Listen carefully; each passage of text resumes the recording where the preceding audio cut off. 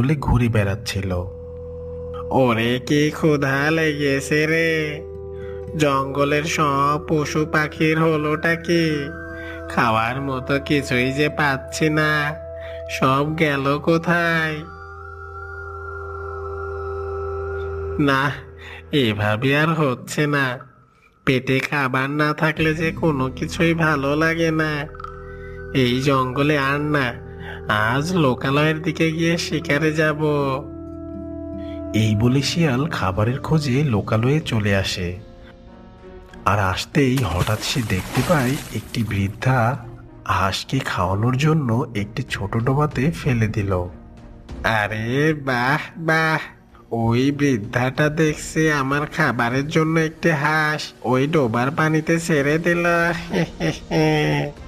আজ তো খুব মজা করে খাওয়া যাবে। বৃদ্ধাটি হাঁসকে রেখে চলে যেতেই আমি হাঁসটিকে টপ করে ধরে নিয়ে চলে যাব। হাসি, এই ডোবাতে অনেক মাছ আছে, তুই পেট পুরে মাছ খা, আমি কিছুক্ষণ পরে এসে তোকে নিয়ে যাব। এই কথা বলে বৃদ্ধাটা সেখান থেকে চলে গেল। আর ওদিকে এই দেখে শিয়াল বলল, এই তো পেয়েছি সুযোগ, যাই ঝটপট হাঁসটিকে নিয়ে পালাই। বলা যায় না, যে কোনো সময় বৃদ্ধাটা এসে যেতে পারে। এই বলে শিয়াল চুপি চুপি ডোবার কাছে গেল আর গিয়ে ডোবাতে দিল এক ঝাঁপ।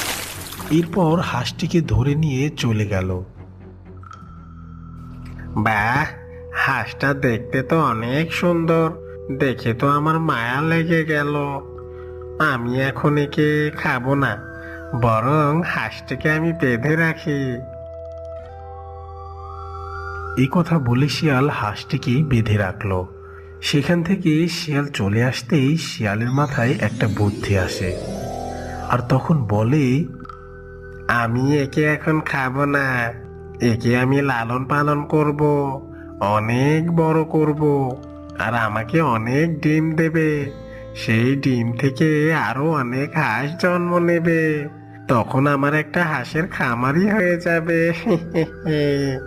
আর তারপর আমি একটা করে হাঁস ধরে ধরে খাবো। যাই, এই হাঁসটার জন্য জঙ্গলের ওই ডোবা থেকে কিছু মাছ ধরে আনি।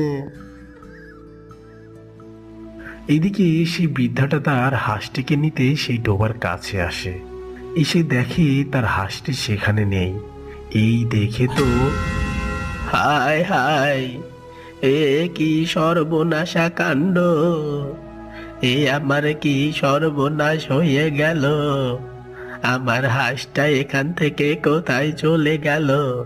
আমি তোকে প্রতিদিনের মতো এই ডোবাতেই ছেড়ে দিয়ে যাই, কখনো তো কোথাও যাই না। তা আজ কোথায় চলে গেল?